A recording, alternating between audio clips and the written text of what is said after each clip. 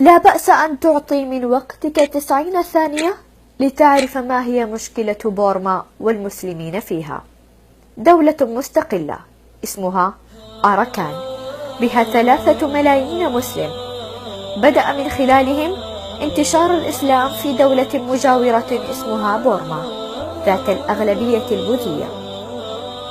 في عام 1784، أي قبل 230 سنة، حقد البوذيون على المسلمين في أراكان، فحاربوها وقتلوا المسلمين فيها وفعلوا بهم الأفاعي، وضموا أراكان لبورما وغيروا اسمها لميانمار. أصبحت جزءا من بورما، وأصبح المسلمون بعد أن كانوا في دولة مستقلة أصبحوا أقلية عددهم 3 أو 4 ملايين، والأغلبية بوذية وعددهم 50 مليون. كون المسلمون قرى مستقلة لهم يعيشون فيها ويتاجرون فيها، وفيها جمعيات تكفل دعاتهم ومساجدهم. صار هؤلاء البورميون البوذيون يهاجمون على قرى المسلمين ليخرجوهم من ديارهم.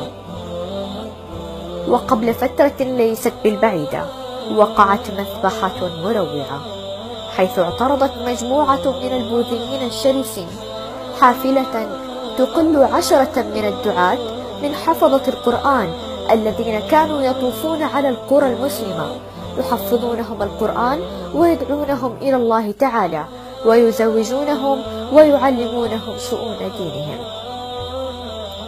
اعترضت هذه المجموعة البائسة حافلة الدعاة، وأخذوا يخرجونهم ويضربونهم ضربا مبرحا، ثم جعلوا يعبثون في أجسادهم بالسكاكين، ثم أخذوا يربطون لسان الواحد منهم وينزعونه من حلقه من غير شفقة أو رحمة، ثم جعلوا يطعنون الدعاة بالسكاكين ويقطعون أيديهم وأرجلهم حتى ماتوا واحدا تلو الآخر.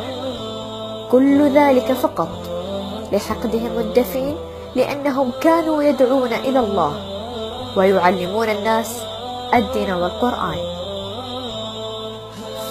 ثار المسلمون دفاعا عن دعاتهم وعن أئمة مساجدهم وخطبائهم، فأقبل البوذيون عليهم وبدأوا يحرقون القرية تلو الأخرى، حتى وصل عدد البيوت المحروقة إلى 2600 بيت، مات فيها من مات وفر منها من فر، ونزح من هذه القرية 90,000 عن طريق البحر والبر. ولا يزال الذبح والقتل في المسلمين مستمرا.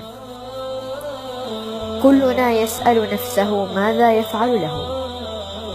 واجبك نحوهم الآن شيئان: أولا أن تدعو لهم، ثانيا أن تنشر قضيتهم لكي يعرفها الناس.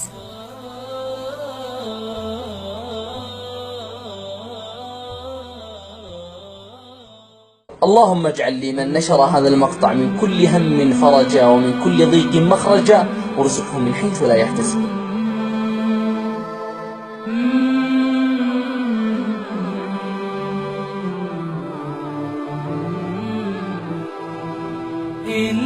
إنسانيون بلا حد أنتم وقلوب